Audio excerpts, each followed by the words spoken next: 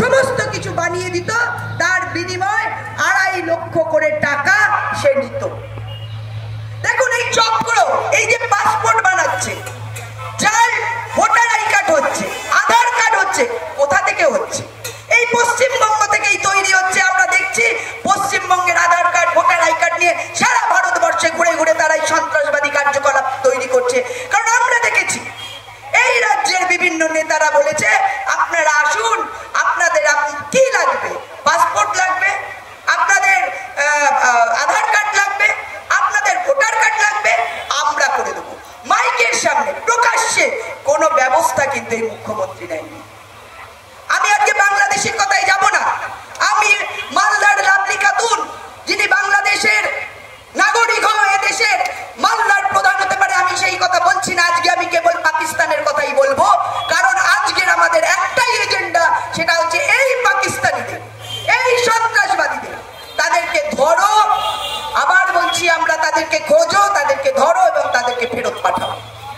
যদি এই ঘটনা এই পশ্চিমবঙ্গের সরকার না করে, তাহলে কিন্তু আজকে ভারতের সুরক্ষার তাগিদে আজকে সারা ভারতবর্ষব্যাপী যেরকম সবাই এই বিষয়টাকে মেনে নিয়ে সমস্ত জায়গায় সেই কাজে সরকার মন দিয়েছে, ধ্যান দিয়েছে, সেই রকম ভাবেই আমাদের এই রাজ্যের সরকার যদি এই কাজ না করেন, তাহলে আমরা কিন্তু তার বিরুদ্ধে তীব্র আন্দোলন করব। কারণ এটা ভারতবর্ষের সুরক্ষার ব্যাপার, এটা পশ্চিমবঙ্গের সুরক্ষার ব্যাপার। একের পর এক ঘটনা ঘটে চলবে এবং আমরা এখানে সমস্ত আমাদের টাকায় লালিত পালিত হয়ে এই সন্ত্রাসবাদীরা একের পর এক বড় হবে, আর এই সরকারের কোলে বসে পালিত হবে এবং এখানে জিহাদি কাজকর্ম চালাবে, এখানে সন্ত্রাসবাদী কাজকর্ম চালাবে। এটা আমরা কখনো মেনে নেব না।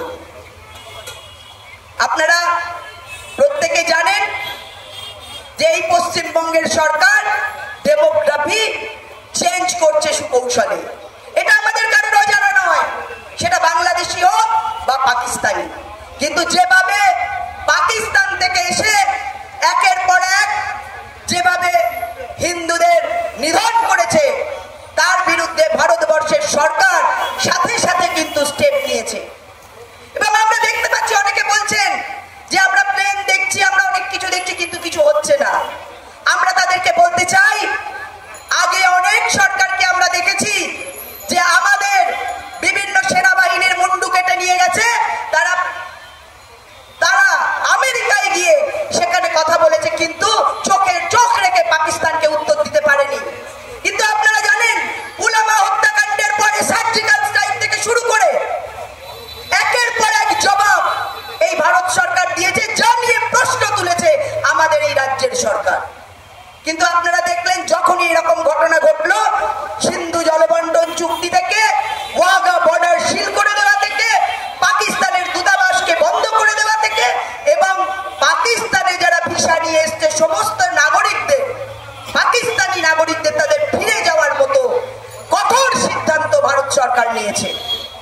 এবং আপনারা দেখছেন, একের পর এক সেনাবাহিনীকে তাদের স্বাধীনতা দিয়ে আগামী দিনে এই পাকিস্তানের বিরুদ্ধে ব্যবস্থা নেওয়ার ব্যাপারে আজকে ভারত সরকার তৎপর হয়েছে।